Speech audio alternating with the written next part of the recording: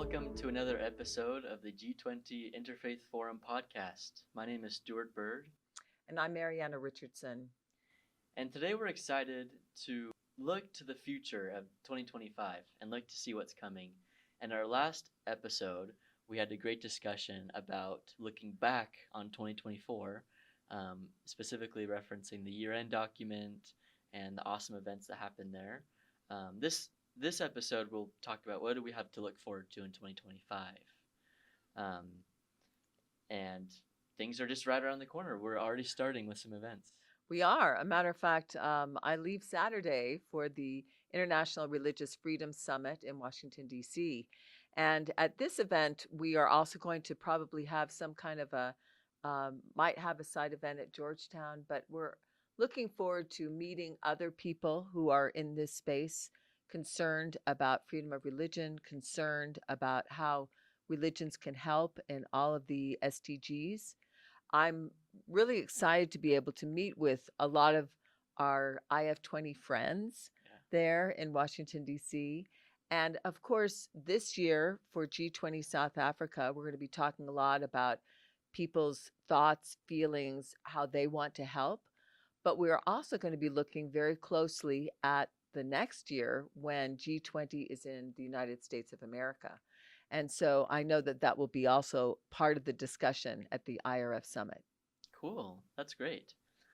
Um, just a few weeks after that, February 17th through the 21st, we will have our first meeting in South Africa. Mm-hmm. So in Pretoria, which I had to look up. I didn't know where Pretoria was. It's just right north outside of Johannesburg, right? It's just north of Johannesburg. And so in those meetings, we'll go to Pretoria, and there it'll be kind of the format of pre-meeting, so planning meetings for what will be discussed in the upcoming meetings in South Africa. One of the topics that I know that's going to be talking about, and we've talked a lot about this, are what priority areas we're going to be focusing on for South Africa. Realize we had those 5 policy areas from last year. Number one, I think that is definitely going to be continuing on is this idea of food and the Global Food Alliance that was started by President Lula in Brazil, that we will continue that as a definite policy area as we go to South Africa. The other policy area that we definitely will be continuing forward is that of the human trafficking, anti-human trafficking, and human slavery. And we will definitely be having that as a priority area. Some of the other possible areas, of course, will be environment, mining and the problems that happen with mining, which are oftentimes part of that human slavery issue that we've been talking about. And so that there are other definite touch points. I think the number one will be about credit in terms of the amount of debt that many of the African countries have, and the idea of a Jubilee year, what will happen with that. And so those will be all discussions that Pretoria will have those pre-meetings, and then also say, what specific target areas do we need to focus on this year? Cool. I'm excited to hear about and to see what comes from that. I am too. The next meeting will be just a couple weeks after that, March 2nd through the 9th in Geneva.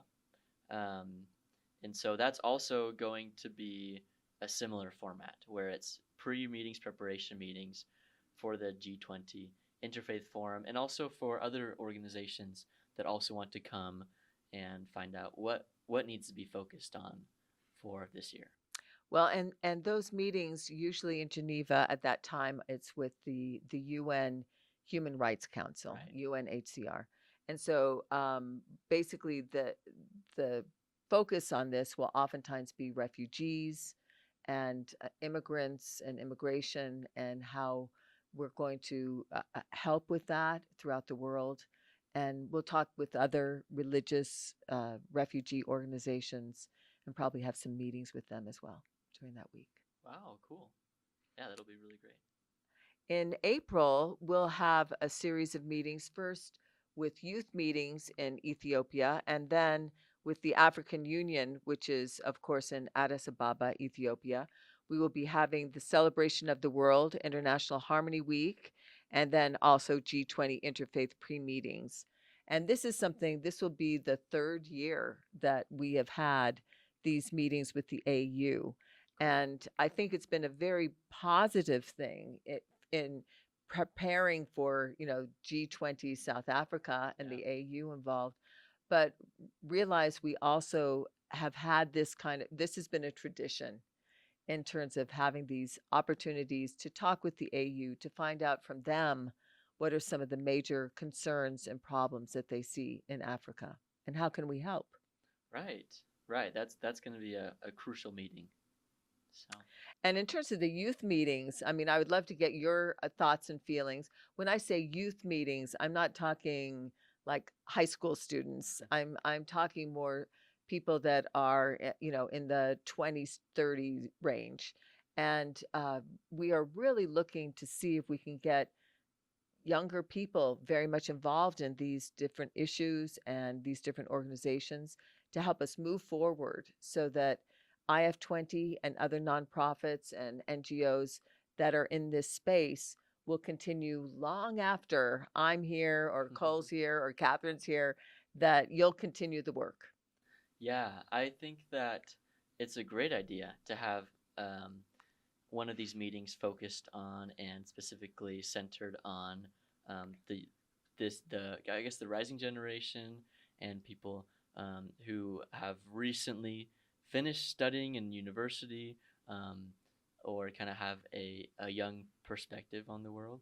Um, and I also think that if people can be exposed to these issues now and start collaborating and thinking about it, and they starting kind of fairly early in their career, then they can do so much good in the years to come, as they gain experience and grow older. So I do think that starting as kind of young professionals or recently graduated or people fairly new in the workforce or kind of in the sector come together, they're really setting themselves up for success um, in the coming years. I agree. I agree. The next event that we want to focus on is happening June 24th through the 26th, and it's a conference for religious leaders in Africa.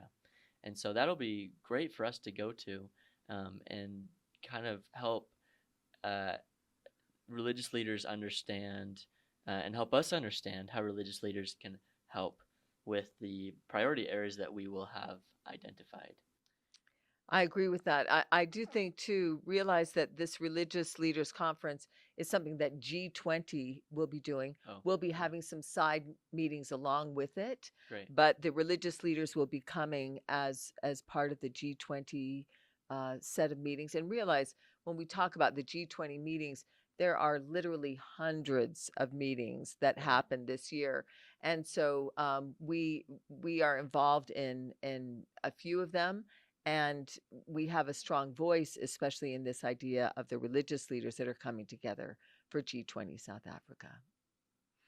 And then, of course, in August, we will be having our G20 Interfaith Forum in Cape Town.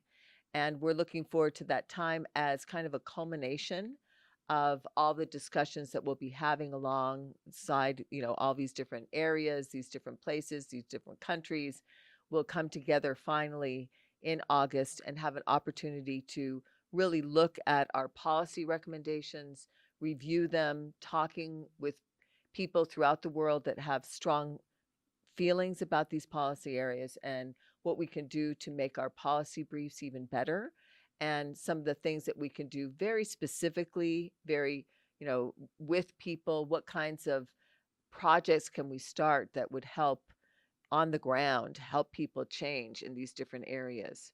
So that's going to be a wonderful, kind of a culminating event that will enable us to prepare for the actual G20 meetings, and hopefully being able to, just like we did last year, become very much a part of the final recommendations that happen.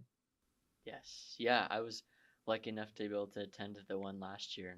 it was wonderful. So I'm excited to see what we can learn and what happens this year. The next event we want to talk about will happen in November 10th through the 21st, and it will be COP30. Last year we had COP29, so this year it will be COP30, and it will be in Belém, Brazil, which we love because we spent time there last year. And so there in the Faith Pavilion Social, there will be opportunities to continue to talk about the priority areas and focus areas that we've set in previous events. So it will be very much focused on how religious engagement can help with sustainability and environmental issues. And then during the last couple of days, we'll be going there to Belém and then also going back to South Africa for the NGO Summit, the Social Summit, which started in Brazil last year. And the African G20 South Africa has already committed to the fact that they are going to continue the tradition. Great. And so we will definitely be a part of that, and the opportunity to be able to share some of our policy briefs that we do throughout the year, to be able to also we're hoping to also, like we did last year, become a part of the final set goals that are done at the end, the declaration that is done at the end of G20. And so we're hoping that will also be a part of our wonderful year, that we will be able to say, we really did make a difference in G20 South Africa. Right. That's going to be a busy time. It's going to be a great 2025. It's going to Yes. be a wonderful 2025. We're excited about the upcoming year. Yep. And our listeners can find these events and dates on our homepage of the IF20 website. There's a section called the 2025 G20 Interfaith Forum, South Africa. So please feel free, also all of our listeners, to continue with us as we look forward to this year. I think there's going to be a lot of interesting things that are happening in terms of our organization, in terms of changes in our organization, but also as we look forward to these events, we will highlight those also as we move forward in our podcast. Yes. And thank you so much for listening to this episode of the G20 Interfaith Forum podcast. Thank you. It's good to have you with us.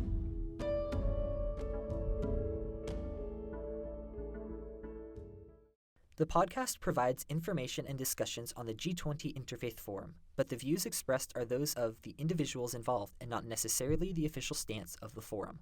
The content is for general informational purposes only and should not be considered professional advice or expert recommendations.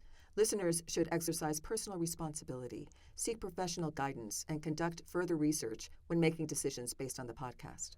The information shared may not always reflect the most current developments, and external links or resources are provided for additional information but are not endorsed or controlled by the podcast. By listening to the podcast, listeners acknowledge and accept these disclaimers. Please be aware that the content of this podcast may be subject to copyright.